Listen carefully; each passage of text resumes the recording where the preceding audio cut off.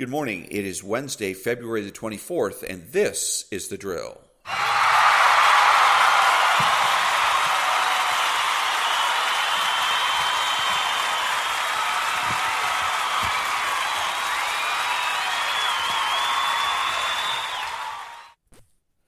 Thank you very much. And the prayer of the day, let me get I had it all set up. And now it doesn't want to cooperate. There we go. My power and might will scatter the enemy. My power and might will deliver you from your enemies. I will be a fortress for you against brutal people who attack you and want to kill you. Do not fear when they are ready to attack. I am the Lord God, all-powerful, and I will be your protection. Why are you so frightened when they plan their nighttime attacks with curses and confidence that no one can hear them? Have I not told you that my mighty power will make them tremble and fall? Don't you know? Haven't you heard? I am your eternal God, creator of the earth, and I will never get weary or tired. I give strength to those who are weary, so that you will be strong like an eagle soaring upward on wings. Prayer declaration. Father, you have given to me the same great and mighty power that you used to defeat my enemies. Your power raised up your Son from the dead, and I have access to that power to overcome all my enemies and live victoriously through you. Your glorious power will give me patience and strength to be victorious over Satan's evil intentions. Amen. Welcome to all the butchers, bakers, and candlestick makers out there. I'm Ron, your host and the only true conservative in the United States today. And I wanted to start, I was thinking about the 2022 elections. And the rumor is that Republicans are poised to take the House of Representatives. And it reminded me that what I want to set an alarm, so to speak, or a warning about the 55. There are 55 Republicans. The reason that the House is in Nancy Pelosi's hands is because of the Republicans. 55 Republicans in 2018 retired. They quit. They ran away. They threw a temper tantrum like small children. And those 55 may decide to make a comeback, to unretire and come back and try to win back their districts, and be on the lookout for those individuals and act accordingly. You got to do your own thing. It's your district, your people, and you got to figure out what's going to be best. But if you have an option, if there's another Republican running against them, I would seriously give that other Republican a good look, and I would be, if it was in me, I'm in a district that's run by a Democrat, but anyways, if it were me on the Republican side, I'm going to be looking for any and all Republican opponents, people that are going to challenge the person that used to have the seat. In other words, don't just vote for somebody because they have an R after their name. That's how we end up with the rhinos. That's how we end up with Mitt Romney, because we decide that any person with an R after their name is better than a Democrat. And so we end up with crapbag candidates, and we end up having to wait 40 years to get somebody decent. That shouldn't be happening. So be careful when you're voting. When it comes up time, a little over a year, we'll see who's running, but vet the candidates and make sure you're not putting back into power somebody that is disloyal, somebody that is immature, and that is going to abandon you when things don't go their way.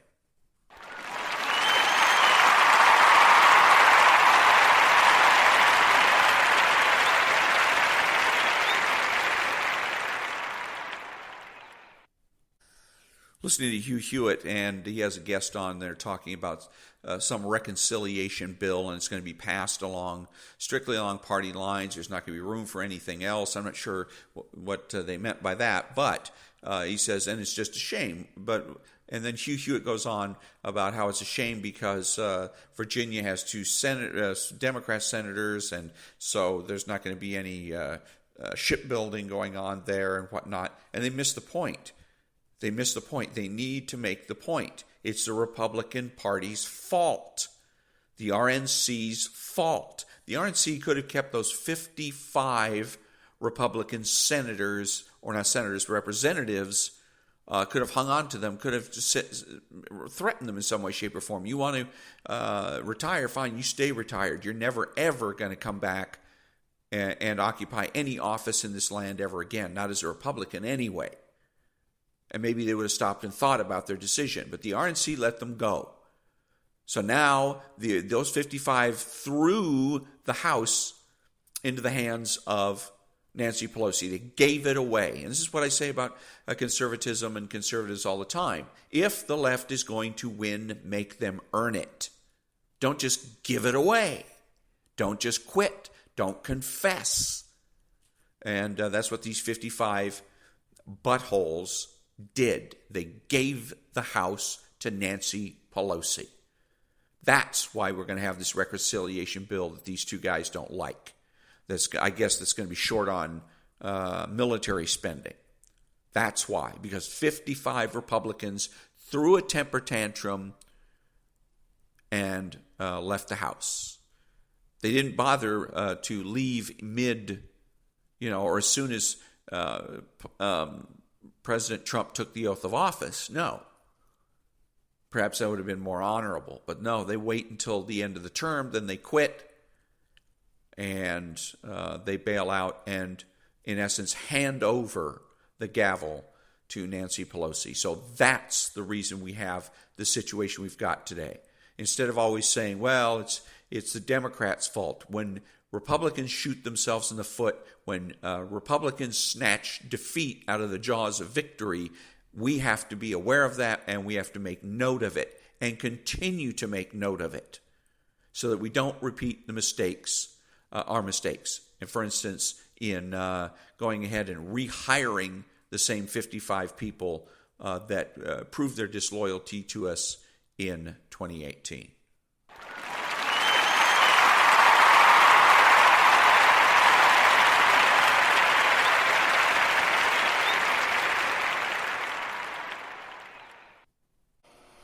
Another word about intimidation. The left is always trying to intimidate. The left has nothing solid to offer because they don't believe in reality, certainty, or morality. So they have to use psychological tools and techniques in order to be able to even communicate. And then in order to persuade people, well, they can't do that because persuasion requires logic, which requires rhetoric, which requires grammar, etc., etc. All things that deal with reality, certainty, and morality. And so they have to manipulate. Now, a lot of people on the right do the same thing. They manipulate you. And they do it especially in terms of elections. And you got to remember, election-wise, it's nobody's business, right, left, or center, who you plan to vote for. I follow certain accounts that are with patriotic themes to them, Trump 2024 and whatnot. And I'm sick of them, and I'm going to be unfollowing every one of these. I might even block them. But these accounts that are basically demanding that I provide them with information that they're not entitled to. It's none of their damn business who I plan to vote for in 2024.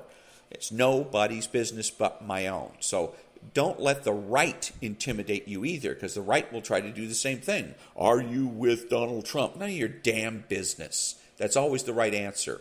Right, left, or center. Hugh-Hewitt asks you, you tell him to jam it. It's none of your damn business, Huey. And so they do this everything that they do on these accounts is just ridiculous. It's the same stuff over and over again. Would you vote for this person? Would you vote for that person? Then the one they really like to do is, so they would do, let's say, like for Melania, ignore for AOC. So if you just keep on scrolling, then supposedly you're an AOC fan. It's manipulative. It's a false dichotomy. It's crap, and that person's got to go because it's none of their damn business who I support in any way, shape, or form, politically or otherwise. None of their damn business. But again, they try to intimidate you, and all really for the sake of getting what? Likes. They get more likes, then I suppose they're going to get paid more. They're going to be able to get advertising, or I don't know how it works on Instagram exactly, but it's obvious that they're not really interested in my opinion, in the first place. That all they want to do, that there's some kind of a business angle to this. So, but the point is, regardless of their motives, don't allow yourself to be intimidated by anybody. Don't allow yourself to be intimidated by so-called Republicans, so-called conservatives, so-called patriots. Don't allow it to happen. It's nobody's business. The first thing, the bedrock of everything else is privacy. Without privacy, there's no property or need for property or property rights. Without any need for property or property rights, there's no need for the first 10 amendments to the Constitution. They become irrelevant because if you don't have any property, you can't be free to speak. Because the fact of the matter is that freedom of speech means in your own house. In my house, I get to say whatever the hell I want to say, and you get to do the same. And if you come into my house, I can set the rule. Says I get to say whatever I want to say. You don't, and I can make that stick. You defy it, I call the police, and I have you ejected from my home. So it's property rights that are the bedrock of all other rights. Once they're gone, doesn't freedom of speech, forget it, because everything is public property. So now, who is it that's in charge of public property? The government. The government will now tell you what it is that you can or cannot say. Okay, and then when you look at the other 9 amendments to the Constitution, first 9 amendments, all of them are explicitly property rights oriented. No search and seizure. Search of what? Seizure of what? Private property. But if you have you don't have any awareness or understanding of the concept of property rights and or property itself, well, property rights, because you've given up your privacy, voluntarily done that, then it doesn't matter. Because everything is public. You don't have any private property, so the government will feel free to seize whatever it wants to, whenever it wants to. And on and on and on. You look at those other amendments and you'll see that they are obviously property oriented. So, but anyways, what I'm getting to the whole point is don't be intimidated. Maintain your privacy. If you're going to give up your privacy, do it with knowledge of with a purpose, with a plan. Okay, don't do it because somebody intimidates you into it.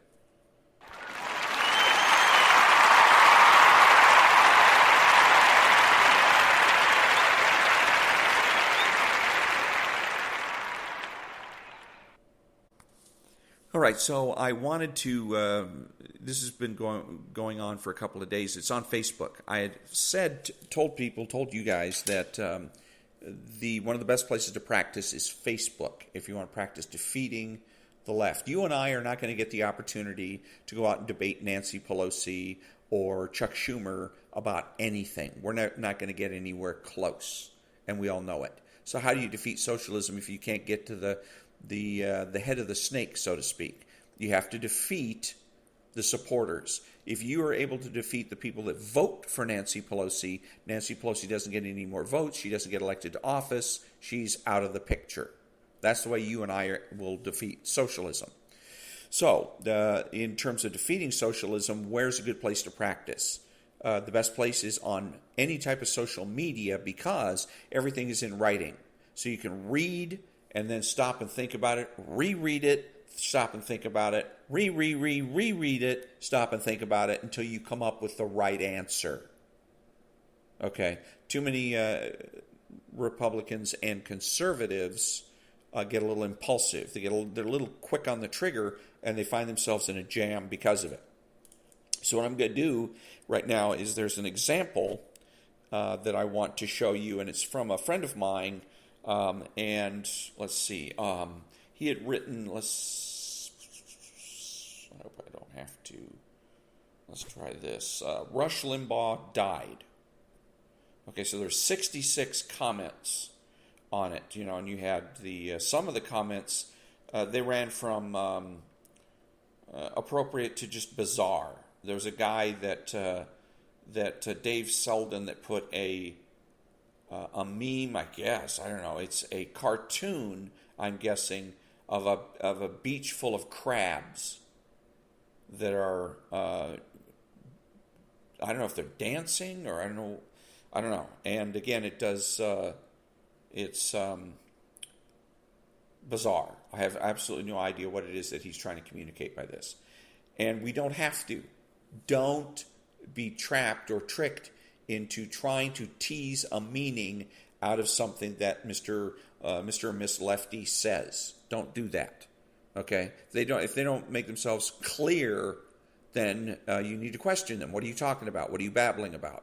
Here's another example. A guy, Imran Uddin, his response when my friend said that Rush Limbaugh died was, finally, Finally, all in capital letters. And then the conversation goes on. Let's see here. It says, there was my friend then said, hey, that's kind of cold, that's kind of chilly, etc. And then Mr. Uddin comes back and says, how you take it is entirely up to you. Interesting. And I just wanted him to shut up. I'll ask you, how did you feel when bin Laden or Saddam Hussein died? So now he's comparing Rush Limbaugh to Saddam Hussein. And then my friend replies, there's a huge difference between those people. You can't lump them all together. Speaking, acting are two different things, etc. And then our man Uddin comes back. Have we discussed Charles Manson? Then my friend replies, yes, you got your wish for him to shut up. I'm sure you're very happy now. Go celebrate with all the others who also wanted him to shut up. A neutral statement, by the way. Bad. Then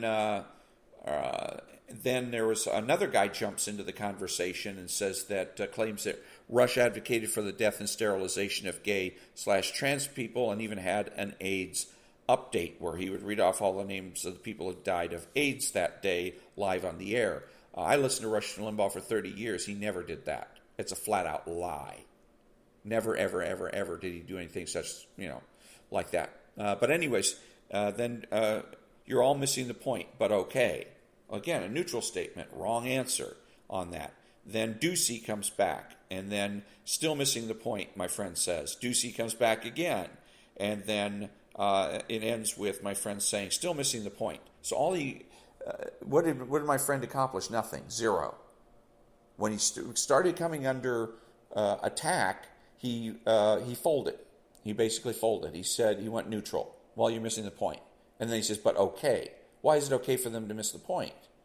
And why aren't you... my friend is a conservative, or at least thinks he's a conservative, and a Rush Limbaugh supporter. But you wouldn't know it to read his responses to these remarks. I was reading all of this late. I came late to the conversation, and so really I realized it really didn't make any point for me to go ahead and get involved because it was too late. The first thing that should have happened if my friend was a true conservative is when Mr. Uddin said, finally, the absolute best move is to ignore him. Absolutely ignore him. You could do it verbally by changing the subject. Anyways, right? If the left is going to win, make them earn it. Don't hand it to them. I don't know what finally means. I have no idea what he's trying to say. My friend assumed that it was negative. That, wow, that's pretty chilly, that's pretty cold, you shouldn't do that kind of thing. If you can't do that, if you cannot ignore, you're in a situation where you cannot ignore this kind of a remark, then what you should do is ask a question. In this case, you could have responded with a question mark. My friend could have responded with a question mark, and that's what he should have done. Put a question mark. Bink. And then see if Mr. Uddin wants to go ahead and explain himself. Make him justify. Make him rationalize. My friend said, well, you can't compare Rush to, because here you can't compare Rush to the people that Mr. Udden was comparing him to, which was Saddam Hussein and some other type of a dictator. So the other thing you want to do here, concentrate on shutting down the conversation as fast as you can, because otherwise you get what has happened. He goes on and on. Then his friend jumps in. He goes on and on.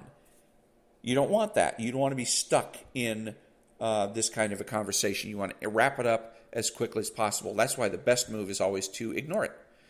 Change the subject, talk about something else, don't even acknowledge it, just make another statement about Rush Limbaugh. One of the things you could also do, by the way, when Rush Limbaugh is being compared to God knows who, some terrible, horrible person, how would you feel if it was Saddam Hussein or whatever? Then you say the difference between Rush Limbaugh and Saddam Hussein is that Rush Limbaugh is going to be spending the rest of his life, all eternity, in heaven, while the other two are now rotting in hell.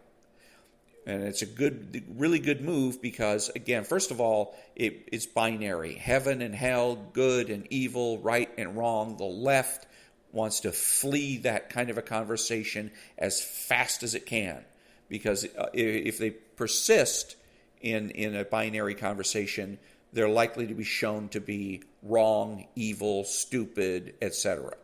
And that sets back their movement, and they're loath to do that. So you could do something, and the left is atheistic. So you inject religion into the mix, and again, that sets them back on their heels as well.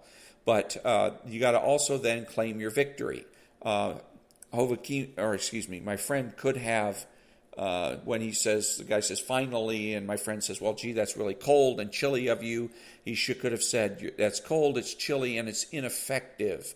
You're not a leader, you're not a change agent, and you're not even making a difference. Have a nice life. Have a nice life, put a smiley face emoji on there, and boom, you're done. But every time he comes back and he says, but okay, you're missing the point, but okay, you're leaving the door open. Because you're waiting for the other side to give you permission, so to speak, to claim a victory. Don't do it. They're not going to give it to you. They're not going to say, oh, okay, I understand. Oh, okay, you're right and I was wrong. They'll never do that. They used to. That was the way conversations used to take place back in the day. You had an argument with somebody and you would argue until somebody admitted they were wrong. I'm wrong, you're right, or they agree to disagree. But today, the left doesn't play that game anymore. They're not ever going to admit that they're wrong. Okay, so you have to do it for them. What you did was chilly, it was wrong. Even better than chilly, what you're doing is wrong. You can say it's rude, for instance. You're not a leader, you're not a change agent, you're not even making a difference. Goodbye. Smiley face emoji, and you're done. You're all wrapped up there. Claim your victory. So many Republicans and conservatives fail to do that, and you fail to do that, and you're going to end up demoralized. Like my friend is obviously becoming demoralized here. He keeps saying the same thing. Oh, you're missing the point, you're missing the point, you're missing the point. And they keep talking. And so he's becoming demoralized. Now, the next time that he wants to report that somebody died, he's probably going to think twice, because he's going to remember what happened this time. Oh, I got a bunch of crap from people, and I ended up in a conversation I didn't want to be in. So you get worn down, then you don't want to participate, and eventually you're going to get to the point where you don't even want to vote. And that's perfect for whom? Nancy Pelosi. Nancy Pelosi wins. Every time you lose one of these arguments, look at it like Nancy Pelosi wins. So, again, wrap up. The best answer in a situation like that is to ignore it. If you can't ignore it, then you start asking questions. Asking questions puts you in control of the conversation. And then as soon as you can, make your point, declare victory, and walk away.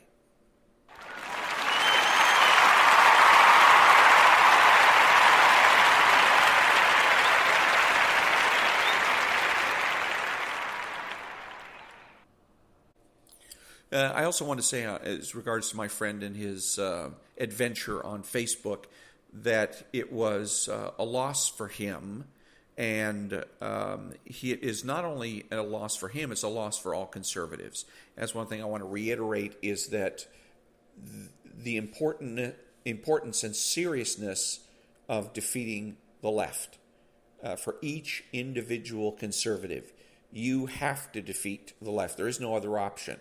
There's no opting out and considering yourself a true conservative. If you opt out, you decide, I don't want to deal with this, then you may as well just move to Venezuela. That's what I like to say. You may as well just go ahead and pack your bags and move to Venezuela. And it's important for everybody, because if you lose the argument with a lefty, that emboldens that lefty. And they're going to come at me or you. If my friend loses, which he did, now this other guy, Uden, is going to come after, if I put down Rush Limbaugh's dead, he's going to jump in on me and try to use the same tactics. Or they're going to go after you. If you shut him down, then it is going to be Uden that stops and thinks the next time he's faced with this situation. He's going to remember, well, the last time I smarted off, I ended up getting my hat handed to me. Maybe I don't want to do that this time. Put them on the defensive. Make them wonder whether or not they should open their mouths, not us. We should be able to walk outside the door of our houses and apartments every day, head held high, knowing that we can defeat all of our enemies. So that that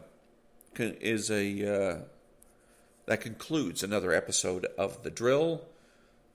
Be honest, be smart, be beautiful.